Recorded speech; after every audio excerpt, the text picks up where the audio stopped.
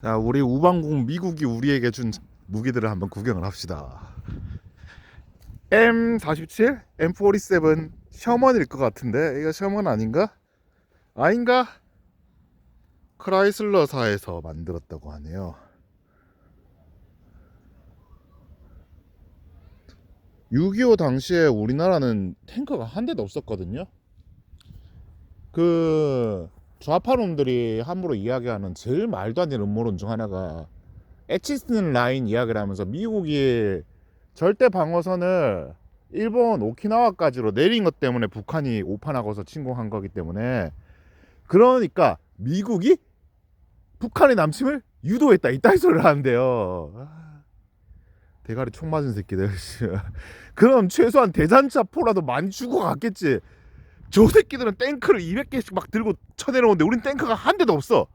전투기도 막 밀고 내려오는데 우리는 연습용 경전투기 12대인가 11대인가 밖에 없어가지고 저거 타고서 폭탄을 떨어뜨리는 것도 아니고 조수석에 앉아있는 다른 사람이 저기 안에 저기 캐노피 안에서 폭탄을 들고 있다가 수류탄 같은 걸 들고 있다가 적 탱크 위에 날아들어가지고 여기서 그냥 손으로 폭탄을 막 떨어뜨리는 이런 짓으로 겨우겨우 폭격을 했는데, 저것들은 저래 생긴 미국이를 막 타고 다녔거든요. 미국이 저게 왜 미국이처럼 생겼다고 이야기를 하냐면요, 당시에 소련제 무기들은 전부 다 미제 무기들 다 카페가 만드는 거였습니다. 지금 중국이 저 뭐지?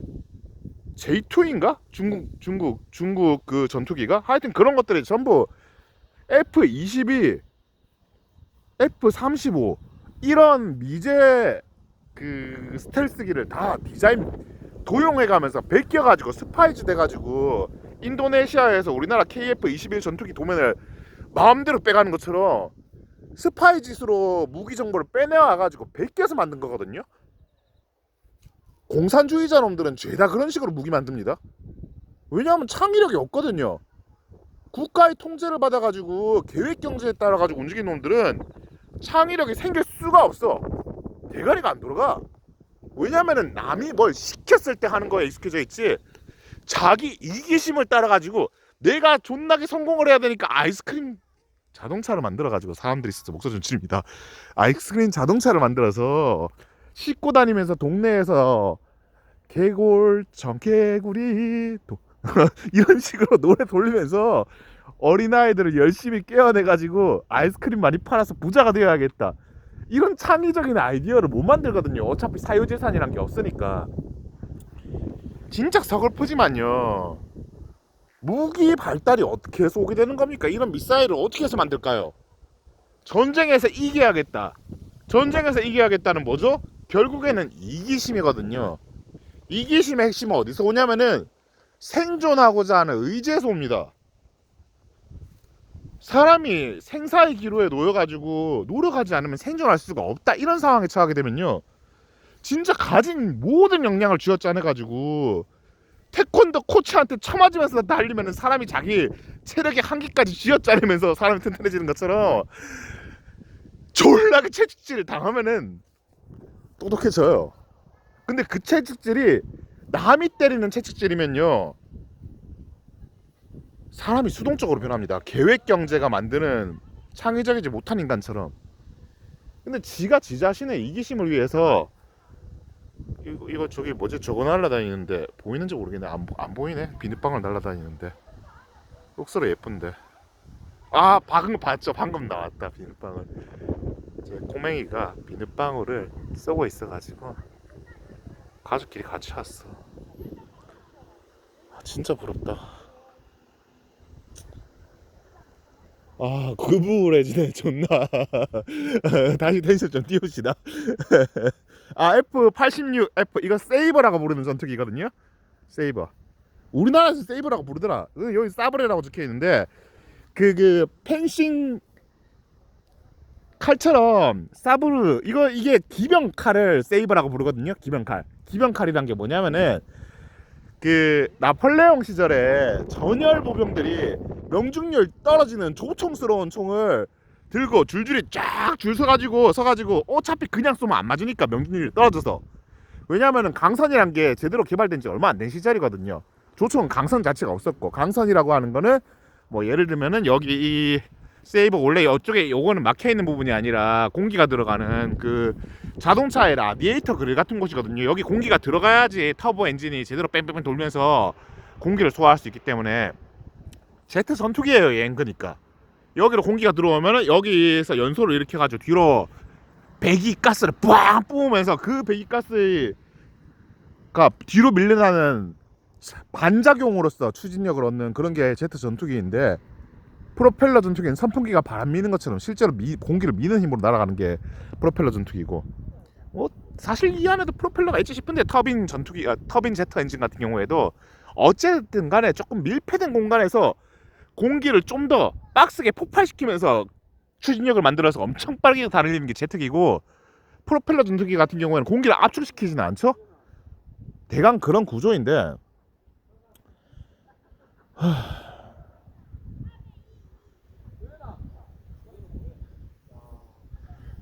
유체역학 이야기 했잖아요.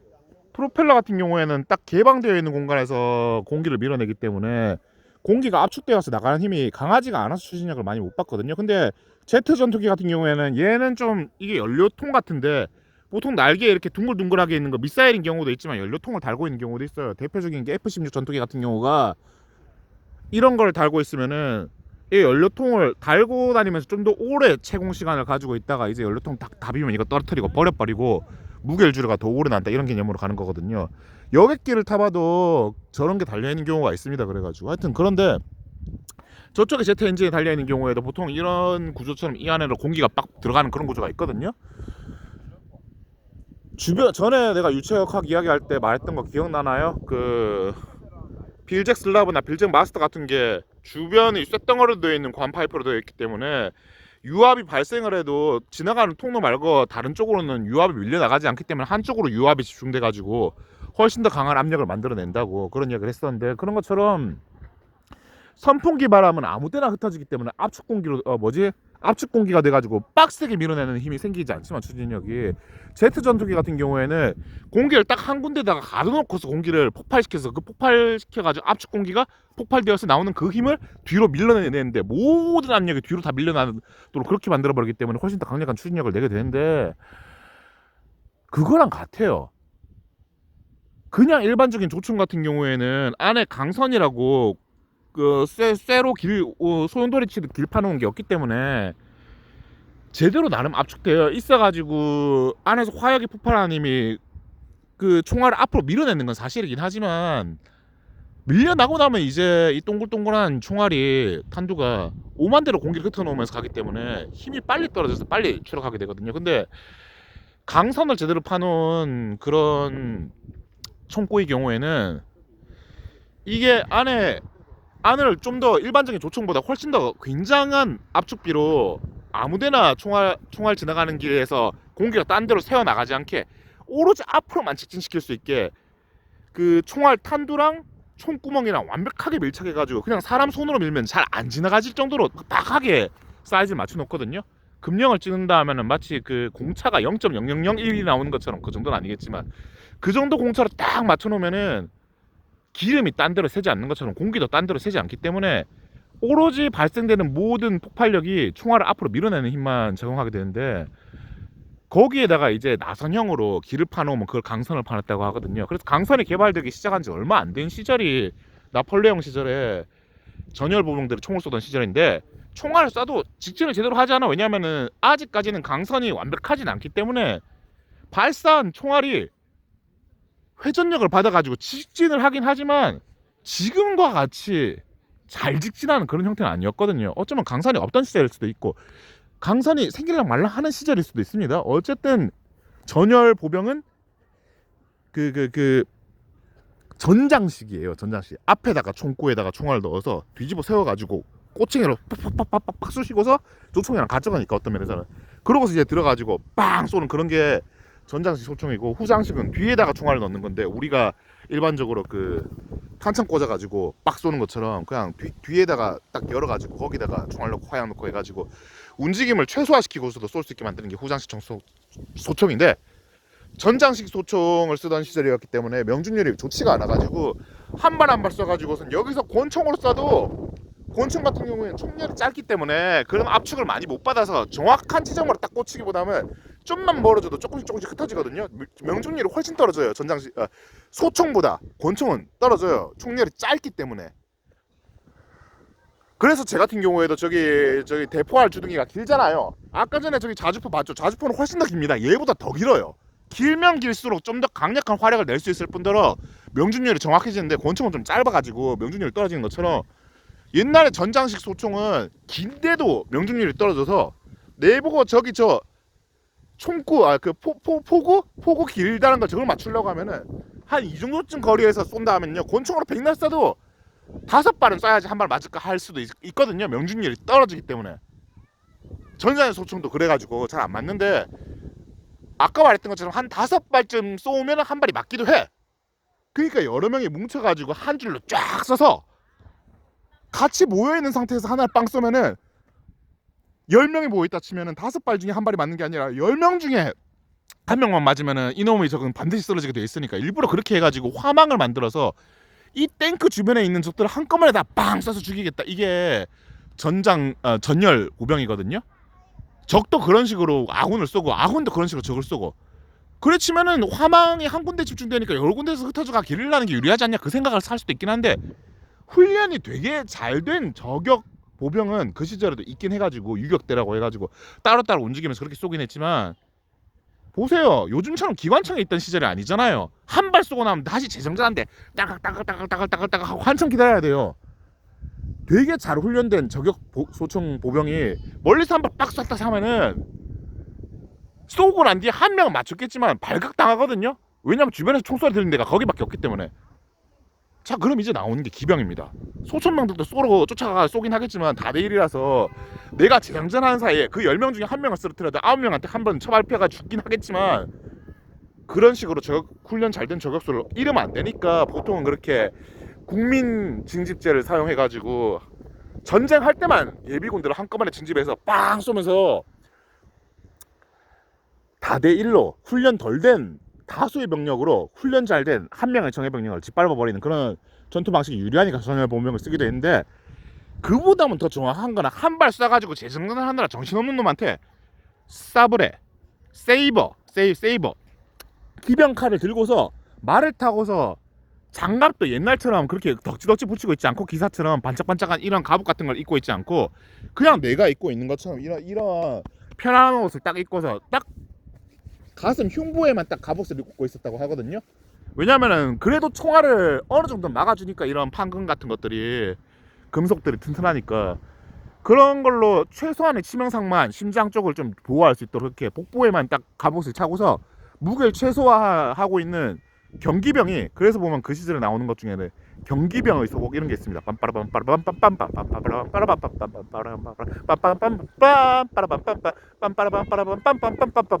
이 알죠? 심지어 이거는 그 트럼펫이지? 트럼펫일 거예요 아마. 굉장히 경쾌한데 실제로 군대에서 쓰던 음악들을 개조해가지고 만든 게 그런 경기병 소곡이거든요. 윌리엄 텔 소곡인가? 뭐 하여튼간에 가볍기 때문에 경기병이거든요. 무거운 거 입고 다니면 중기병이라고 부릅니다. 갑옷 똘똘 매고 우리나라 그 개마 기사 이런 개마 무사? 기사? 개마 하여튼 기병 이런 사람들은 갑옷을 덕지덕지 다 걸치고서 화살에 맞아도 안 죽게 되는데 목표를 두고 있지만 일반적인 유목민들은 복장을 가볍게 하고서 활만 많이 들고 다니면서 화살만 많이 들고 다니면서 활 쏘고 도망가고 그런 식의 전술을 구사하거든요. 그것처럼 이제는 총알은 어차피 갑옷이 못 맞기 때문에 물론 그래도 어느 정도 막아주니까 가볍게 입는 갑옷으로 중요 부위만 딱 보호하고 있는 상태에서 가벼운 중량으로 빠른 속도로 달려가가지고 재장전하고 있는 소천명한테 칼을 빡 깔겨버리는 이렇게 쫙 깔겨버리는 이게 당시의 기병들이 하던 역할이거든요. 그때 쓰던 게 세이버라고 하는 기병 검입니다. 보통 그래서 메이지 유신 이후에 우리나라 사관학교 초창기까지도 봤던 검 중 하나가 그렇게 기병검 같은 걸 받았었는데 그 상징성이 있으니까 일본에서 카타나를 받는 것처럼 우리나라는 한동안 그렇게 받고 있었는데 요즘에는 이제 다시 전통을 찾아가자는 목표를 두고서 우리나라 전통 환도 이런 걸 받죠. 왜냐면 실제 검이 쓰는 역할이 그게 아니라 그냥 상징성으로 그 재래의식에 쓰는 용도로나 딱 그렇게 뭐 나팔 불면서 전열 받치면서 행사 같은 거 진행할 때 멋있게, 자 전군 전진할 때 이때 칼 뽑는 게 멋있으니까 칼을 받는 정도다 이거기 때문에 우리나라 전통성을 지키는 쪽으로 가죠. 일본이 뭐 카타나 쓸 일은 하나도 없는데도 자기네들이 그래 태평양 전쟁할 때 그때는 그래도 카타나가 마지막으로 쓰인 시대죠. 들던 것처럼 그냥 상징성으로 지휘관이니까 옛날에 쓰던 전통적인 멋있는 장인이 만든 검을 쓴다. 이거 정도가 세이버입니다. 말이 진짜 길었는데 좀 중구난방으로 가서 되게 아쉽긴 하거든요. 그렇긴 하지만 이거 군사학에 대한 이야기하는 거 되게 유치하게 짝이, 저 프로펠러 전투기 있네요. 딱 유치하게 짝이 없는 것 같이 느껴지긴 해도, 아 이거는 우리 국산 T-50 훈련기 같다. 이게 아까 말했던 그런 6.25 때 우리나라한테 11대씩 밖에 없던 그런 전투기입니다. 이 허영만 만화였나 이것도? 다음에 인천 상륙작전이라는 만화가 있거든요. 공짜로 봤던 것 같은데. 맞네요. 6.25 전쟁 중에 포병 사전 관측 전방 광시 정보 획득 이거 실제로 쓰던 겁니다. 그러니까 몇 대 없었어요. 10대밖에 없었어. 거의 10대 정도밖에. 그래가지고 돌아와서 진짜 말이 길었는데 상식적으로 생각해 보십시오. 우리가 영천에서 북한군을 막을 때도 주로 썼던 거는 공군이거든요. 우리나라 공군이 아니라 미국 공군입니다. 최근에 파파고 고양이 나오는 그 영상에서 영천 전투 보신 분들은 알겠지만 영천 시내까지 돌파당한 상황에서도 우리가 결국에 지켜낼 수 있었던 이유 중 하나는 미의 공군이 제공권을 이미 장악하고 있는 상태에서, 왜냐하면 중공군 백날 와봤자 전투기가 미국한테 상대가 되지 않던 시절이니까요.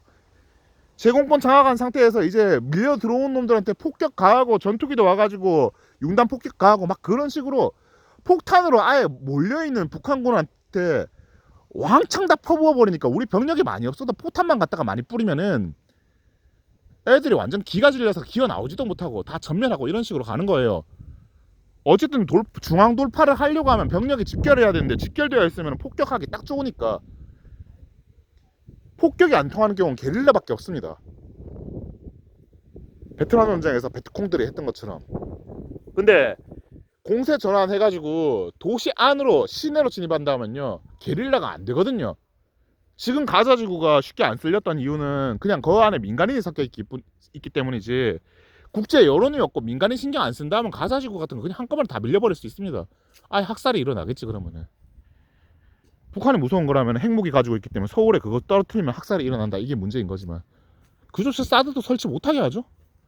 뭐씨 고고도로 떨어지는 게 아니다 뭐 이런 소리 하면서 안 된다고 이딴 소리 하고 있는데, 없는 거보단 낫잖아요. 그거 왜 설치 못하게 합니까? 그거가 시위하는 새끼들 진짜 빨갱이 새끼들이지. 돌아서 그래가지고 남침 유도서를 이야기하면 안 되는 게요, 그 당시에 미군 스미스 부대인가? 잠깐 긴급하게 파병한 탱크도 없고 뭣도 없고 그냥 대전차포나 몇 개 들고 있는 무게를 가볍게 해서 긴급 출동시킨 긴급 미군 부대가 있었거든요. 걔네들 북한이랑 붙었다가 완전 깨박살이 났습니다. 무기가 없으니까 별로. 자기네 미군까지 희생시켜가면서 남침을 유도했다고요. 말도 안 되는 소리 하지 마십시오. 영천 뚫리면 우리나라 포기하게 돼 있던 게 실제 작전 계획입니다. 포기하고 떠날 계획을 세울 것 같으면요 처음부터 포기하고 6.25에 참전 안 하지 왜 참전합니까?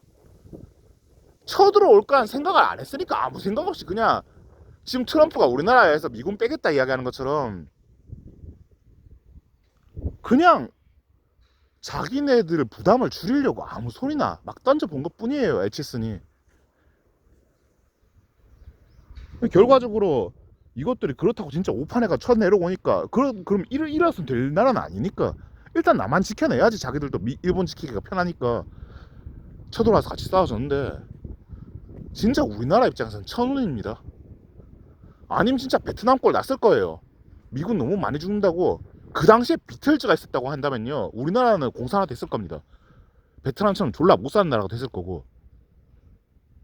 좌파 정체가 그래요. 비틀즈가 나쁜 애들은 아닌데 생각이 짧아요.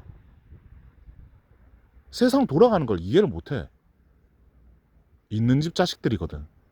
편하게 살고 지 목소리만 잘 높이면은 사회생활 잘 되더라. 이런 거에 취해 있으니까 착한 사람이 되고 싶어서 착한 흉내를 내는데, 정작요 착한 사람이 되고 싶으면요, 요 죽으신 분들 이름 보이죠? 박태우님 육군 상사, 육군 소령 김명종님,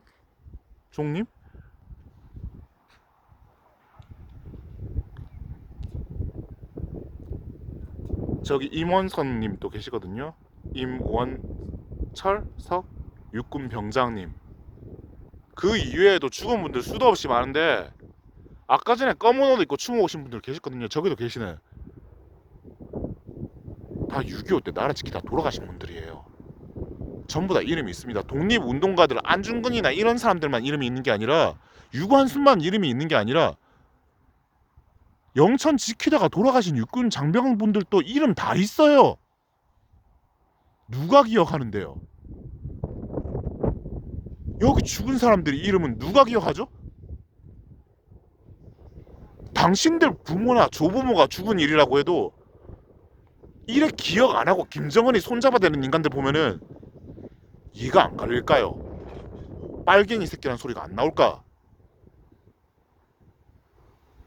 아직 이분들 자녀분들 전부 이 나라에 쫙 다 살아 계십니다. 함부로 말하지 마십시오. 언제적 빨갱이 이야기고 언제적 간첩 이야기냐고 함부로 말하지 마십시오. 문재인은 이미 드루킹 가지고 선거 조작한 범죄 집단의 우두머리예요. 김경수는 꼴이었을 뿐이지 간첩의 수괴는 민주당입니다. 이상.